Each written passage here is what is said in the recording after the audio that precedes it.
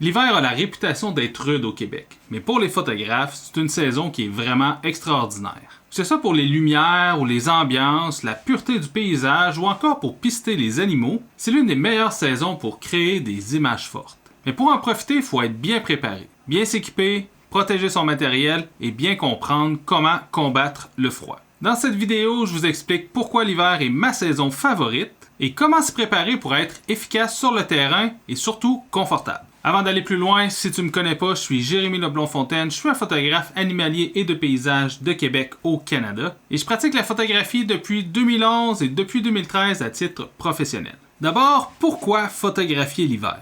Durant la saison froide, on va vraiment avoir une esthétique qui est unique. La neige crée des paysages minimalistes, purs et graphiques. On va avoir accès à des décors qui sont beaucoup plus beaux l'hiver que durant les autres saisons, notamment parce que la neige va masquer certaines branches, certaines portions du paysage et rendre la scène super photogénique. Ensuite, le soleil reste bas, ce qui nous donne une belle lumière pratiquement toute la journée. C'est beaucoup plus facile de créer des contre-jours durant l'hiver que durant les autres saisons de l'année. Même avec un plein soleil, on a plusieurs heures où on aura une belle lumière. Ensuite, on a la neige qui va agir comme un énorme réflecteur.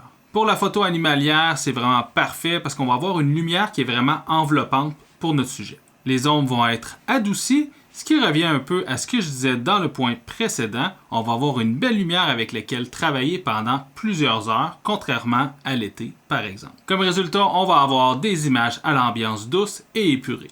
Un des gros avantages de photographier l'hiver, c'est que c'est beaucoup plus facile de pister les animaux. Évidemment, dans les autres saisons où il n'y a pas de neige, c'est beaucoup plus difficile de repérer les traces. Si le temps est sec, on n'aura tout simplement pas de traces. Et si le temps est humide, il faut regarder pour certaines petites portions de terrain qui pourraient peut-être laisser des traces, mais encore là, c'est pas garanti. Tandis que l'hiver, peu importe où est passé l'animal, on va voir une trace de son passage. On va facilement voir la direction dans laquelle il s'est dirigé, si l'empreinte est fraîche ou vieille, ou encore s'il a passé à plusieurs reprises au même endroit. Le fait qu'on ait des averses de neige régulièrement va faire en sorte qu'on va vraiment pouvoir déterminer si la trace elle est fraîche de la journée, du matin ou des quelques jours précédents. Personnellement, lorsque je peux observer des traces sur le terrain, j'ai quand même un peu l'impression d'avoir observé l'animal sans même l'avoir vu. Ensuite, l'hiver, on va avoir des conditions qui n'ont pas leur équivalent dans les autres saisons. En fait, on peut avoir même un peu de tout. Que ce soit la poudrerie, le givre, les tempêtes de neige et même la pluie lors des redoux, on va vraiment avoir des éléments qui vont contribuer à donner une ambiance forte à nos images. Les nuages ont des formes particulières, il y a quelque chose de magique dans les couleurs qu'on va pouvoir observer.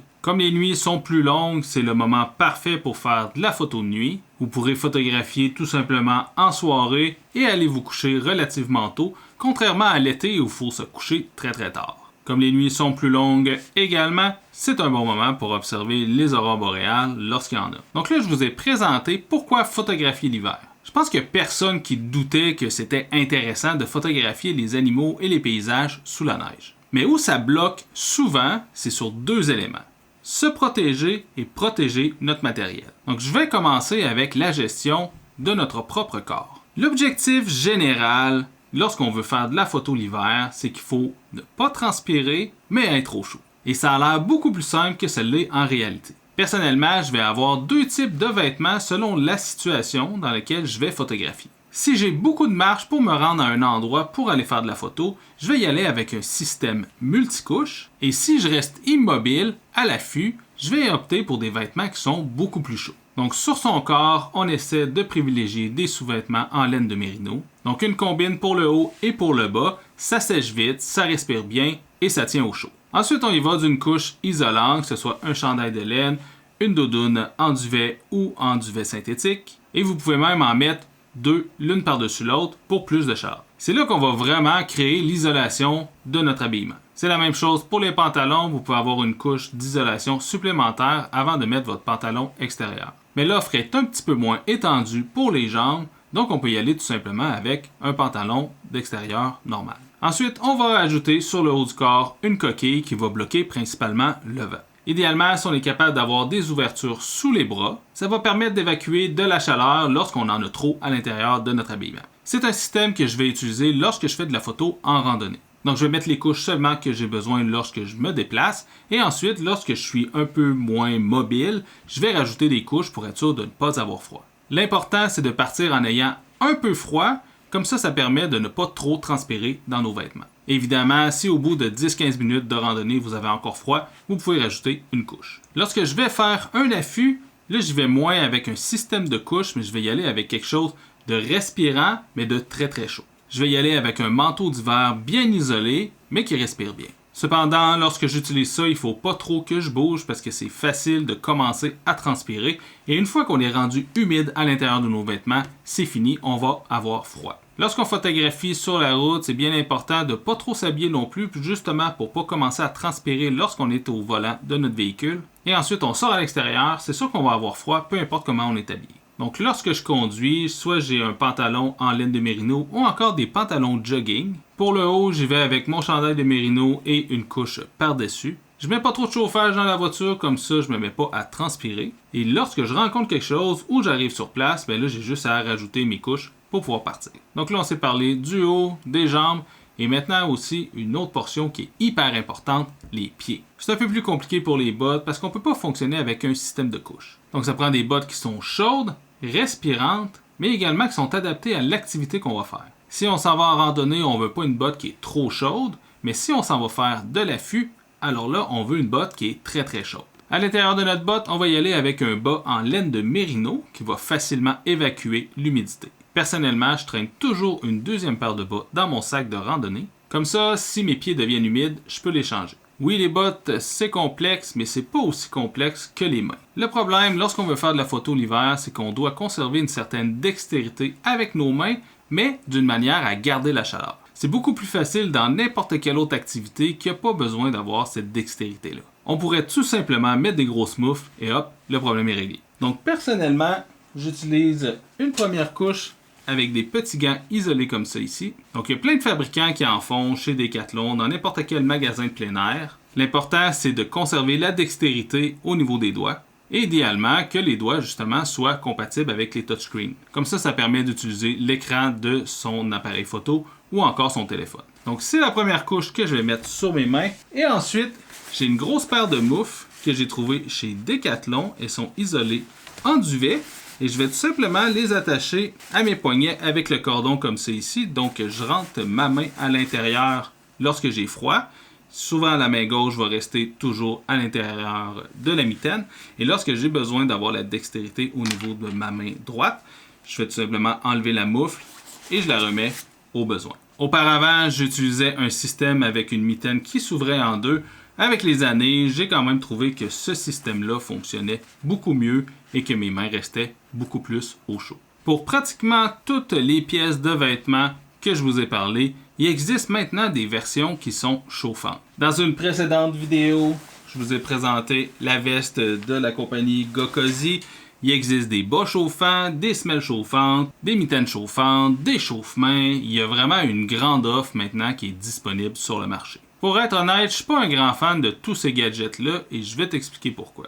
D'abord, on est vraiment dépendant de la batterie de l'appareil. Donc, si notre résistance au froid repose sur un matériel qui est chauffant, si on manque de batterie, eh bien là, on est cuit. Souvent, avec le froid, vous le savez, avec vos appareils photo, la durée de vie des batteries est beaucoup moindre. Eh bien, c'est un peu la même chose lorsqu'il fait très froid avec tous ces équipements-là. Ensuite, la durée d'autonomie des batteries souvent ne fait pas une journée complète. Donc, il faut soit amener un deuxième ensemble de batteries ou encore le recharger au milieu de la journée. Ce qui n'est pas toujours pratique lorsqu'on s'en va en randonnée. C'est pas une mauvaise chose d'avoir ces équipements-là, mais ce que je recommande, c'est de les utiliser seulement quand on a besoin.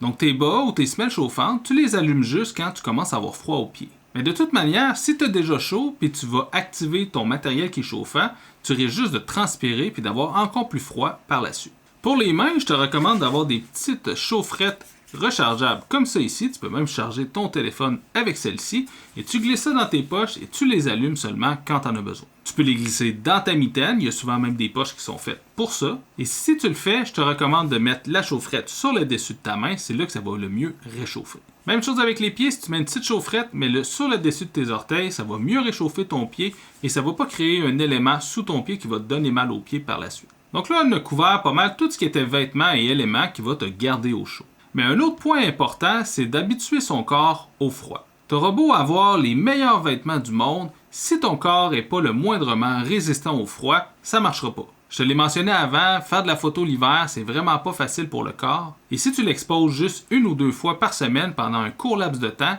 il s'habituera jamais au froid. Donc personnellement, je te conseille de sortir fréquemment, ne serait-ce que 15 minutes à tous les jours, avec des vêtements assez légers pour que ton corps s'habitue au froid. Tu peux aussi juste prendre des douches froides également, ça va habituer ton corps au changement de température brusque. Et ensuite, tu vas vraiment trouver que c'est beaucoup plus facile de sortir au froid. Je veux dire, on l'a tous vécu. On arrive dans les premiers froids au mois de novembre, on a l'impression qu'on ne sera jamais capable de survivre à l'hiver, et on arrive au mois de mars, il fait 0 degré, puis on est en t-shirt. Le corps, c'est une machine incroyable, et on peut l'habituer au froid. Plus on sort, plus l'hiver est confortable. Je t'ai parlé d'échauffe-main, mais il y a plusieurs autres accessoires qui sont indispensables durant l'hiver, comme le pare-soleil de ton objectif, que tu peux recouvrir d'un espèce de bonnet, comme ça ici, qui est vraiment fait pour ça. Si jamais tu le cherches, ça s'appelle un rain cap. Et l'hiver, c'est particulièrement intéressant parce qu'il y a souvent du vent avec de la neige et c'est facile que les flocons de neige viennent se déposer sur la lentille avant de ton objectif. Et c'est beaucoup plus difficile à nettoyer l'hiver que l'été.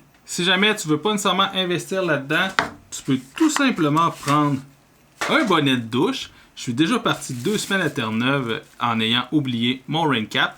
Et j'ai utilisé ça pendant 2 semaines et ça fonctionne très très bien. Parlant de pare-soleil, si ton objectif est chaud, par exemple sur la banquette de ta voiture et que tu sors au froid, je te recommande fortement de retirer ton pare-soleil. Si tu ne le fais pas, il va y avoir de la distorsion de chaleur qui va se produire à l'intérieur de ton pare-soleil, ce qui va rendre toutes tes photos floues. Si jamais ça t'est déjà arrivé de trouver un animal sur le bord de la route, de sortir ton appareil rapidement, tu as probablement remarqué que tes images manquaient beaucoup de netteté. Eh bien, c'est à cause de ça. Donc souvent, quand j'arrive sur le terrain le matin, je retire le pare-soleil pendant 5 à 10 minutes pour ensuite le replacer une fois que tous les équipements ont tempéré à la température ambiante. Dans ton sac photo, tu devrais toujours avoir assez d'eau pour tout ton périple, et même un peu plus, de la nourriture suffisante pour ton périple, et encore là, un peu plus, une trousse de premiers soins dans laquelle tu vas retrouver une couverture isolante, et quelques vêtements secs, comme des bas, comme je te l'indiquais avant. On s'est jasé de la protection de notre corps, maintenant on va se parler de protection du matériel photo. Souvent, faire de la photo l'hiver, ça repousse les gens parce qu'il y a beaucoup de fausses informations et de fausses croyances. On va démêler ça aujourd'hui parce que l'hiver, c'est une belle saison, puis ça serait dommage de la manquer parce qu'on a des informations qui sont erronées. Donc, est-ce qu'il y a un danger à photographier l'hiver? La réponse courte, c'est non. Dans les manuels d'utilisation des appareils photo et des objectifs, souvent ça va être indiqué que l'appareil doit être utilisé entre 0 et 40 degrés Celsius. Ça, on va se le dire, c'est juste une manière pour la compagnie de se protéger contre d'éventuels recours. Les appareils peuvent très bien être utilisés sous les 0 degrés. Personnellement, j'ai déjà photographié à moins 35 degrés Celsius sans aucun problème. J'ai beaucoup plus peur d'aller faire de la photo sur une plage lorsqu'il vente avec le sable que de sortir au froid. Tantôt, je t'ai parlé du pare-soleil lorsqu'on passait du chaud au froid. Idéalement, on le fait quand même graduellement. Les chocs de température, c'est jamais bon pour n'importe quel équipement. Mais dans les faits, il n'y a pas vraiment de danger à prendre un appareil qui est chaud et de le mettre au froid. Là où ça devient un peu compliqué, c'est l'inverse, de passer du froid au chaud. C'est vraiment au niveau de l'humidité. Donc l'humidité qui est dans l'air chaud va venir s'agripper au matériel qui est froid. Un peu quand tu arrives chez toi, puis tu as des lunettes, et que tu rentres et que les lunettes s'embuent. Avec des lunettes, c'est pas trop grave, c'est juste une pièce de verre, mais un appareil photo, un objectif, c'est des pièces de verre qui sont scellées et il y a beaucoup d'électronique à l'intérieur. Sur les objectifs, par exemple, si l'humidité rentre à l'intérieur, souvent elle va rester prise et on va voir de la buée, de la condensation ou encore même des gouttelettes apparaître à l'intérieur des verres. Et ça, tu ne pourras pas régler ça toi-même. Il va falloir faire appel à un expert qui va soit aspirer l'air à l'extérieur, donc toute l'humidité à l'extérieur de l'objectif pour le remplacer par une air qui est neutre, ou encore l'envoyer, par exemple, chez la compagnie qui fabrique ton objectif pour pouvoir l'ouvrir, l'assécher et le refermer. Évidemment, tout ça a des coûts qui y sont reliés. Ça, c'est pour les pièces de verre, mais dans le boîtier ou encore dans l'objectif aussi, il y a beaucoup d'électronique.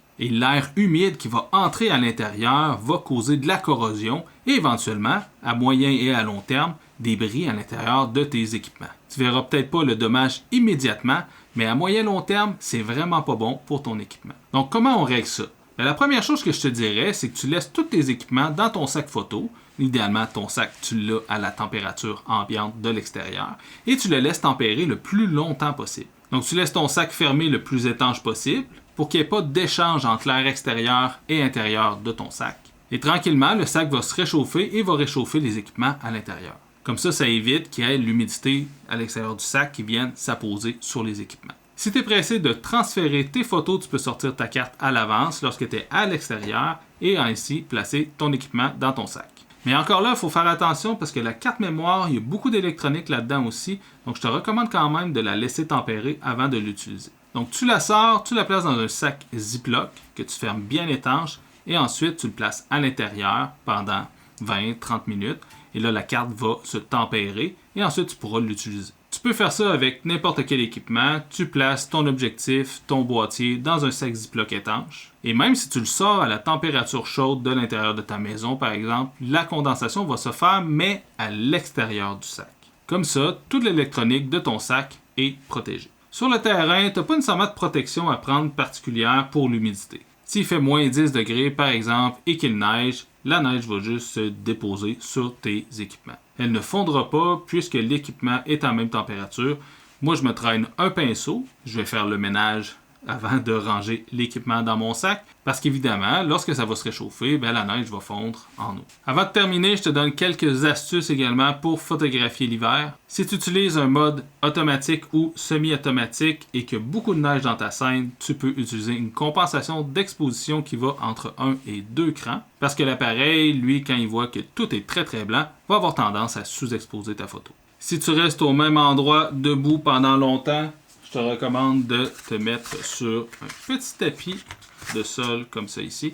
Ça va couper le froid et l'humidité qui arrive du sol vers tes pieds. Très bonne solution lorsqu'on fait un affût ou qu'on reste longtemps au même endroit. Si tu utilises un trépied, fais attention à la neige et l'humidité sur tes pattes, sinon ça se peut que tu ne sois pas capable de fermer tes pattes pour le retour. Et parlant de retour, je t'invite à être super prudent parce que l'hiver, ça peut être beaucoup plus dangereux que l'été de sortir en forêt. J'en ai parlé un peu plus tôt, toujours avoir de l'eau et de la nourriture supplémentaire dans son sac. Si tu n'as pas de réseau cellulaire, d'avoir un téléphone satellite. Également, avoir une petite batterie avec un câble de recharge pour recharger ton téléphone cellulaire. Si jamais il t'arrive de quoi, tu ne veux pas manquer de batterie pour pouvoir appeler les secours. Tu le sais, les batteries en hiver, ça dure moins longtemps. C'est la même chose pour ton téléphone. Et voilà, c'est ce qui fait le tour pour ma petite vidéo. L'hiver, c'est une saison qui est exigeante, mais c'est tellement beau, il ne faut pas manquer ça. Tu as des ambiances uniques, tu as des paysages qui sont super beaux, puis la faune continue d'être active. Parlant de faune, je t'invite à faire attention parce que la faune est beaucoup plus facilement épuisable durant l'hiver. C'est une saison qui est critique pour beaucoup d'animaux, moins de nourriture, plus de dépenses énergétiques. Donc fais attention, tu ne veux pas mettre la vie d'un animal en danger. J'espère que cette vidéo va te donner le goût de sortir photographier l'hiver et te permettre toi aussi d'être confortable, de protéger ton matériel et de profiter pleinement de la plus belle saison de l'année. Je tiens à remercier mon partenaire Lore Photo ainsi que tous mes membres Patreon et nous, on se dit à la prochaine. Bon hiver!